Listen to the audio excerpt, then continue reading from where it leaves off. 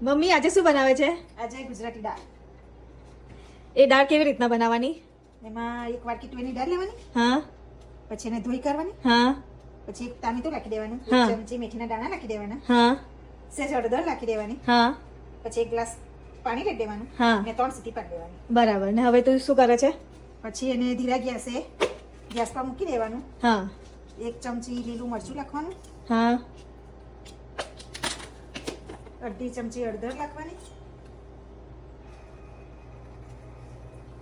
એક ચમચી સૂકા ધાણા નાખવાના, એક ચમચી મીઠું નાખવાનું, બરાબર. ને પછી ઉકળવા દેવાની. પછી લીંબુ નાખવાનું.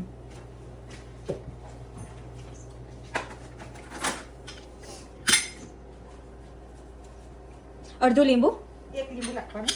આખું. એક લીંબુ નાખવાનું. 3-4 ચમચી ગોળ નાખવાનો. હલાઈ આપવાનું, પછી એને ઉકળવા દેવાનું.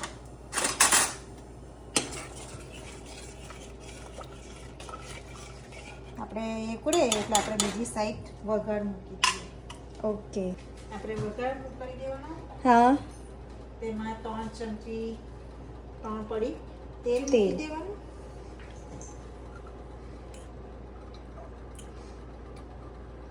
મીડિયમ પર તેલ થવા દેવાનું. તેલ થઈ જાય એટલે એમાં 1 ચમચી રાઈ નાખવાની.